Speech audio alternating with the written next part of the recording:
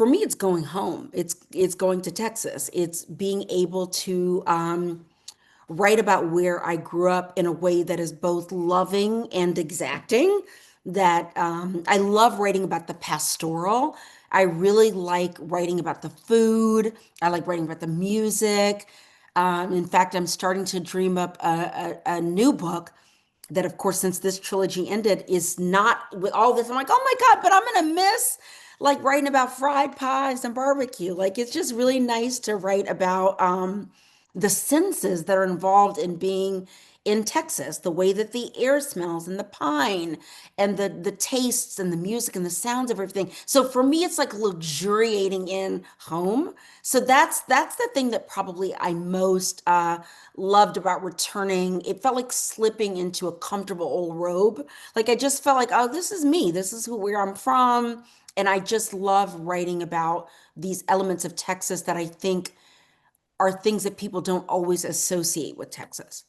You bring up something that is very true that I tend to have a setup that looks like something on its face, and then you get in and you're like, nah, that's actually not what's going on. So I'm always looking for that. But you know where this really came from? I'm not going to remember this woman's name, even though there have been podcasts about this story.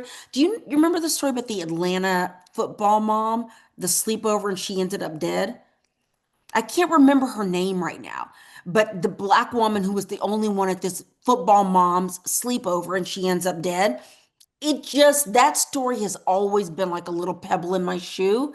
And I just thought about what could be a kind of facsimile of that. And I thought, oh, okay, a black girl in a kind of all white sorority who's missing. What does that mean? I think probably the most fascinating is the missing girl's family, her mother and father. Um, the father, Darren, ends up realizing is a Trump supporter, a black Trump supporter, and he's a little bit like, what is this? And Darren has to face his own biases to not just because he has a distaste for MAGA, to not assume that simply because I don't believe this guy politically, he's lying about something. And yet that does play into it a little bit. So that was a fascinating character to write. And I remember thinking, Attica, I always think this. I'm like, are you going too far with this? And then, and then Trump is elected, and it turns out that a bunch of black men and a bunch of Latino men played a part in him being reelected. So sometimes things that I'm dreaming up that I think I'm exaggerating, I'm actually on point in ways that are not great. I wish I were wrong about that. And in this case, the locals are really a law enforcement agency inside of like a town, and the town is really weird.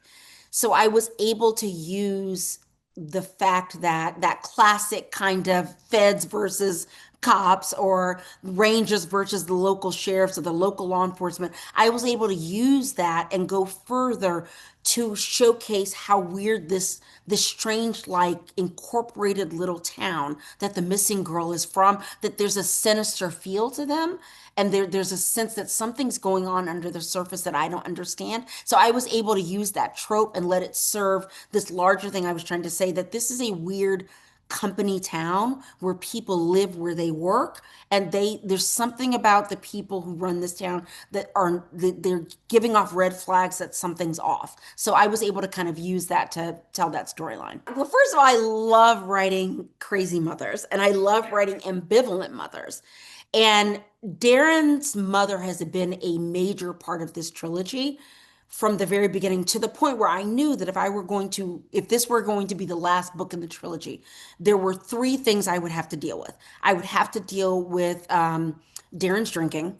I would have to deal with this case that's been hanging over his head since Bluebird, and I'd have to deal with his mom. And so we've known her in the other books to be this kind of cantankerous, capricious, drunk, manipulative kind of woman that is very much using whatever internal feelings Darren has about my mother didn't raise me, and this was a hole in my life. She manipulates that to get her ranger son to help her out with all kind of stuff, and has been blackmailing him for several books. So that suddenly I have to wrap up this relationship. How's that going to go? And the book is a lot of things, But the real mystery in it for me was the emotional mystery about what's the story of what went wrong with his mother and son. And the book is dedicated to every mother whose child only knows half the story. And I think it's just really interesting that the mystery, yes, there's the mystery of the missing girl, but I really wanted this deeper emotional mystery of Darren having to pick at and investigate his own background and his own biases about his own mother. And so that was very, very important to me. And she's a delight to write because she's half cocked. And it was kind of fun though to write her now that you find out very early on in the book that this, I think I described her as a world-class drunk, is sober now. And Darren has to decide, is she running a game on him or is she truly sober? And if she's sober, what does that say about me, Darren, who does have an alcohol problem? I was most at peace when I wrote the last like line, which I actually wrote the last lines before I was even at the end. They popped in my head one day and I just wrote them down and put them aside. So once I finished the book, I felt a sense of peace about where Darren is. I am melancholy about it being over. In a weird way, it's not over for me, I hope, because I'm adapting it right now. I'm adapting it right now for Peacock. And so my fingers are crossed that Darren has this other life on screen.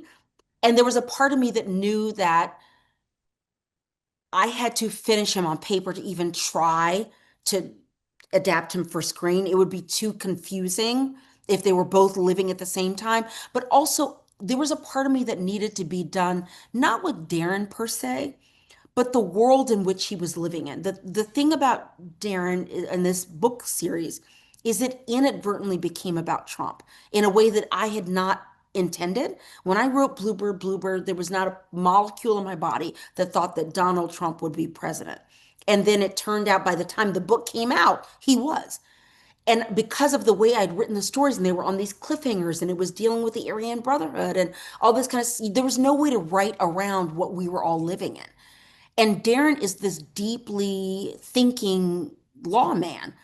So of course he's wrestling with all of these ethical things that are going on, and there's a fatigue for that. I mean, I think we all feel a kind of fatigue about the times we've been living in, and I think there was a part of me that felt like I didn't want to write about this period in American history anymore through the lens of this one character. That it was too much of a tax on my own soul.